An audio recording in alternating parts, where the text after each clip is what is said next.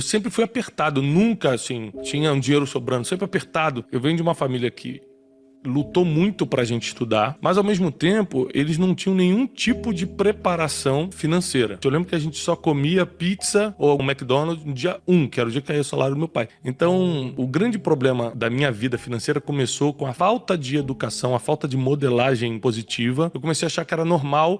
Tô mal, vou ali pedir dinheiro pros outros. As coisas foram piorando quando eu comecei a ir pra rua trabalhar, já adolescente pra jovenzinho, comecei a perceber que a vida era muito difícil, porque eu ganhava R$ 450 e tinha que viver com aquilo. Uma coisa boa, Bruno, é que eu nunca tive medo de trabalhar e nem medo das oportunidades. Então, eu queria trabalhar com música, eu procurei o melhor estúdio de gravação da época, eu morava no Rio de Janeiro, e falei assim, eu queria trabalhar pra vocês de graça. Eu tinha 15 anos. Então, eu fiquei dos 15 aos 17 trabalhando sem remuneração, enrolando o cabo no estúdio, mas aprendi a operar a mesa de som, a montar as coisas, a tocar instrumentos. Com 17 anos, eu já estava gravando CDs. Você foi pago em conhecimento desse período. Exatamente. Então, com 17, 18 anos, eu comecei a ganhar mais. Só que o dinheiro ia embora no mesmo dia, porque era um modelo muito forte da minha família. Tava repetindo o comportamento dos seus pais. Repetia o comportamento, assim, absurdamente, entendeu? Então, eu comecei a ter dificuldades maiores, mas eu percebi uma coisa nesse tempo, que eu não gostava de trabalhar pra ninguém. Quando eu conheci Janine, minha esposa, eu ainda trabalhava com música, só que a vida de música era muito instável. Tinha mês que eu ganhava 3 mil, tinha mês que eu ganhava R$ 300. E mais do que isso, eu sempre fui um cara ambicioso no sentido de, cara, eu quero ser o melhor ou maior nisso aqui. Aí com 19 para 20 anos eu percebi o seguinte, cara, eu não vou ser o melhor músico, eu não vou ser o melhor técnico de gravação. E segunda coisa, eu admirava muito alguns músicos que eram os melhores do Brasil. Eu lembro que eu fui gravar uma vez os músicos do Djavan como técnico de gravação, né, ali no estúdio. E aí, cara, tava lá os maiores, eram os maiores do Brasil, muito famosos, qualquer músico conhecia. E eu fui vendo os músicos chegando assim, de Fiat Uno toda arrebentada, os caras brigando pra dividir uma pizza. Cara, R$ 20, 5 de cada um, senão não dá. Eu falei assim, cara, eu não vou ser o maior. E se for, é até aí que eu vou. Ali eu decidi que eu queria ser alguém na vida. Eu falei, não, cara, eu tenho que partir pra ser grande, eu quero ser grande. Eu sempre pensei, essa questão de você modelar pensamento, as pessoas acham que é clichê, mas é pura verdade. E eu fui pra vendas. Meu pai me chamou pra trabalhar com um empréstimo, aqueles negócio de empréstimo de Banco BMG, não sei o que, pra militares. Eu ficava no centro do Rio de Janeiro distribuindo os panfletinhos e levando pro escritório do meu pai pra ele fechar o contrato. Só que era muito desgastante pra mim. Eu tinha que botar terno e gravata, ficar no calor do Rio de Janeiro. E aí eu falei, pô, isso não é pra mim, eu tenho que achar outra coisa. Aí eu gostava muito de viagem, consegui entrar como vendedor freelance numa agência de viagens e, cara, comecei a arrebentar de vender. E ali eu comecei a me apaixonar por venda, me apaixonar por viagens. E aí, quando eu falei, liguei pra Janine e falei, vamos casar. Tô rico, tava ganhando R$ 3 mil. Tô rico! Aí marcamos o casamento. E aí, o que aconteceu? 10 dias antes, cara, eu recebi uma ligação. Eu fui trabalhar normalmente, não deixaram eu entrar na sala e me mandaram embora com uma mão na frente e outra atrás. E eu casei desempregado. Eu lembro da vergonha de casar desempregado. Eu falei, cara, o que meu sogro vai achar de mim? O que as pessoas vão falar de mim? E naquele dia eu percebi que quando eu sou empregado de alguém, meu destino tá na mão dessa pessoa. Naquele dia eu fiz uma declaração, eu nunca mais vou trabalhar pra ninguém. E realmente, eu casei 15 de junho, em setembro eu comecei a minha agência de turismo. E isso em 2005. Em 2006, a gente penou muito, a agência não estava dando muito certo, mas eu pagava as contas. Em 2007, a empresa começou a crescer. Começou a prosperar.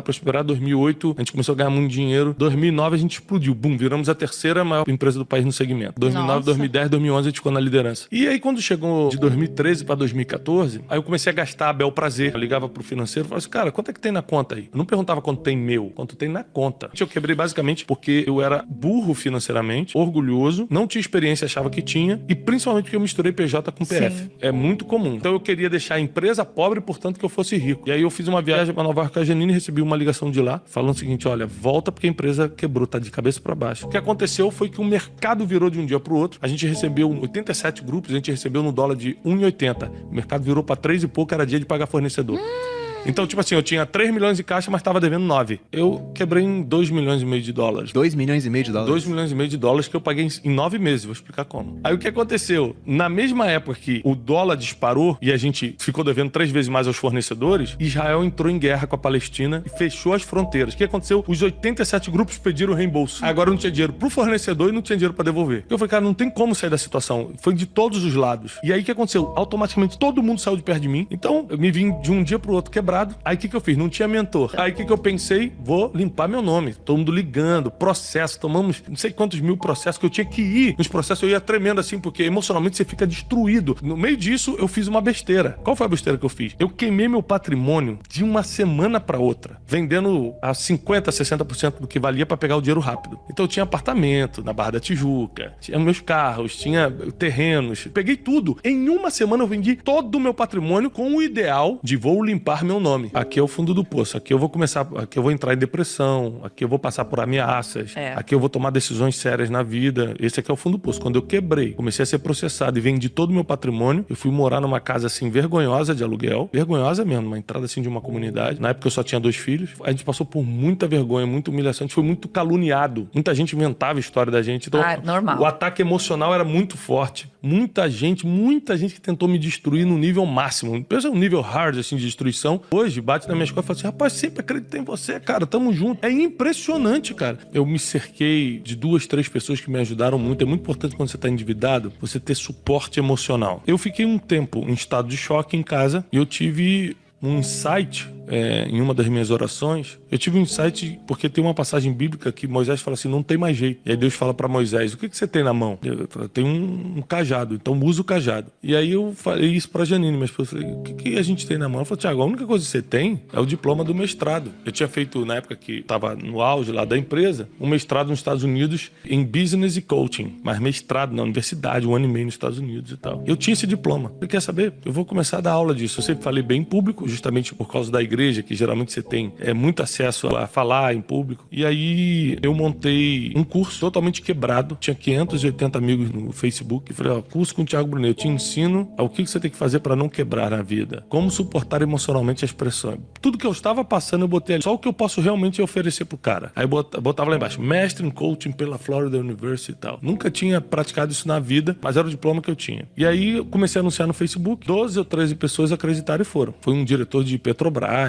Eu usei o nome coach na época que estava na novidade. A gente alugou uma salinha para dar esse curso ali no Citar América. E a gente ia dirigindo com o carrinho todo ferrado que a gente tava, a gente já tinha desfeito de todo o patrimônio. O Janine armava o café e eu ficava de terno e gravata dentro para passar credibilidade esperando os alunos. Eu nunca tinha dado aula na vida, eu chegava em casa, estado de choque. Quando acabou o curso, eu falei, Janine, e aí, sobrou algum dinheiro? Ela fez todas as contas, falou, Thiago, pagamos todo mundo, todos os fornecedores e sobrou 20 mil reais. Eu falei, 20 mil reais? Eu falei, é muito dinheiro. Descobrimos o nosso negócio. Eu amo fazer isso, eu sei fazer isso e dar dinheiro. Aí nessa época eu procurei o Dr. Augusto Cury, que a gente já tinha te conhecido na época da agência, que eu levei ele para Israel. Falei, doutor, tô pensando em escrever um livro sobre desenvolvimento pessoal, o senhor sabe minha situação, ele sabia que eu tava quebrado, eu preciso de ajuda, ele me ajudou. E aí eu escrevi o livro Rumo ao Lugar Desejado. Vendi 52 mil livros do Rumo ao Lugar Desejado a R$40 debaixo do braço. Ia de lugar em lugar, de casa em casa, de igreja em igreja, de empresa em empresa, eu e Janine, minha esposa, vendendo esse livro. A gente vendeu 52 mil livros. Foi uma revolução financeira pra gente. E contando essa história, que quebrou. Exatamente. E eu falava, tô saindo disso e você ainda tá me ajudando. Comecei a dar palestras em comunidade carente. Você ainda tinha dívida nessa época. A maior dívida que eu tinha era com uma rede de hotéis em Israel. Era tipo $400 mil. Era a maior dívida que eu tinha. Eu peguei um avião aqui. Primeiro dinheirinho que entrou. Com isso, eu comprei uma passageira e fui pra Tel Aviv. Aí sentei com um cara, que hoje é muito meu amigo, mas na época me ameaçou de morte. Ele falava assim, o Mossad vai te acertar de longe, você não vai nem ver. Vai parecer um acidente. Ele me ameaçava assim. Procurei ele e falei o seguinte, cara, olha só. Eu tenho 2 rins, eu só uso um. Você pode continuar me Um vai ameaçando. pro Mossad, o outro vai pro Shin Bet. Nervoso, mas eu não vou ter como te pagar. Não tem como, não existe a possibilidade. E eu vim aqui, eu peguei em Israel, peguei um avião, vim pra Israel, vou embora hoje mesmo pro Brasil, só pra te dizer que eu tenho um compromisso contigo, minha palavra tá dada. Ele, mas como é que você vai pagar isso? Eu falei, não tem como pagar, não sei como pagar. E aí ele fez uma coisa que virou meu jogo. Ele falou, então você vai assinar uma confissão de dívida, que o acordo era de boca, esse dinheiro devia de boca. Eu falei, tá bom. Ele pegou uma confissão de dívida e me fez assinar. Aí quando eu assinei, ele pegou a confissão de dívida e falou assim, cara, você veio aqui só pra isso? Eu falei, cara, só pra isso, eu vou voltar pro Ben Gurion agora, que era o aeroporto. Ele rasgou a confissão de dívida e falou, vamos fazer o seguinte, a dívida tá perdoada, mas se um dia você se levantar, a gente vai fazer negócio junto e você vai me pagar isso. Então só nos últimos 2 anos que eu levei grupos pra lá, eu dei mais de 1 milhão pra ele de lucro, fora os 400 que eu já tinha pago. Eu comecei, porque eu tava dando curso, comecei a ser convidado pra fazer palestras. Aí nas palestras eu vendi os livros. Aí tinha dia que eu voltava pra cá e falei assim, Janine, te levantou tantos mil. Ela falou, então é só escalar agora, é só a gente começar a fazer várias vezes com pessoas diferentes. E o Instituto Destiny, que começou nesse dia, nesse curso, hoje ele é avaliado e foi vendido por 126 milhões de reais, quase 5 anos depois. A gente vendeu uma parte do Instituto só, eu continuo sendo majoritário, mas a gente vendeu uma parte do Instituto. Então, você tem que começar, porque você não sabe da onde vai vir a virada do jogo. E eu sempre fui um cara, procurei todo mundo, muita gente perdoou a dívida, muita gente não perdoou, mas facilitou. Por uns 9 meses, todo o dinheiro que a gente ganhava, eu lembro disso, assim, ó. Eu sempre fui muito bom de ganhar dinheiro. Então eu ia pra rua, aí eu voltava com 50 mil reais naquele mês. Vendi livro, fiz palestra, não sei o quê, a gente pegava 49 mil. Ligava pra credor e falava, ó, tenho 9 mil pra acertar, tenho 5 mil, tenho 40, tenho... E R$1.000 a gente comia e a gente ficou muito tempo comendo miojo. Um dia eu vou até escrever um livro chamado Um Miojo para Dois. Eu passei por situações extremas também. A gente não vamos tocar no dinheiro enquanto a gente não pagar a dívida. A gente levou muito a sério. Então a gente não passeava, não ia no cinema, não comprava nada. Tipo,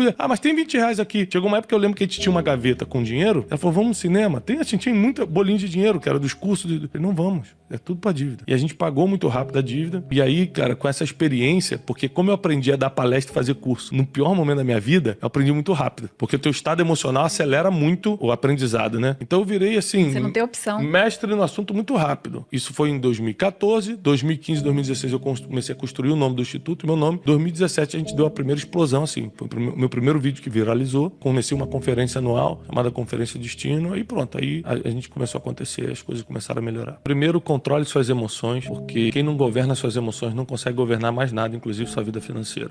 Hoje, a gente tem prosperado de uma forma exponencial e eu tenho as emoções no lugar da mesma forma que se eu não tivesse o dinheiro. Eu não compro nada por empolgação. Isso mudou de lá de trás. Mudou completamente. Eu não compro nada sem pedir conselho, sem calcular, sem saber por que eu tô comprando isso. Eu preciso disso ou eu quero? Porque criança compra o que quer, adulto compra o que precisa, né? Ele consegue ter a maturidade para falar, cara, eu quero, mas não preciso. O maior conselho é governar suas emoções. Segundo, é você começar, quando tá quebrado, a inserir-se em ambientes que vão te ensinar a decolar dali. Eu lembro que aí eu comecei a estudar, nunca tinha estudado sobre empreendedorismo e era empresário, que loucura. Aí eu comecei um monte de palestras de empreendedor, comecei a ler muito livro, eu li muito livro nessa época que eu tava quebrado, porque eu falei, nunca mais vou passar por isso. E por último, tá determinado a nunca mais voltar pra lama. Tá determinado a mudar de vida. Tá determinado a fazer tudo que você tem que fazer, não ter medo de trabalho. É sempre ser cauteloso com as amizades, mas quando perceber que a conexão é certa, investe ali, porque pode abrir uma porta boa pra você de negócios. E acima de tudo, que funcionou pra mim, foi a fé. Eu sempre acreditei que não era o meu fim.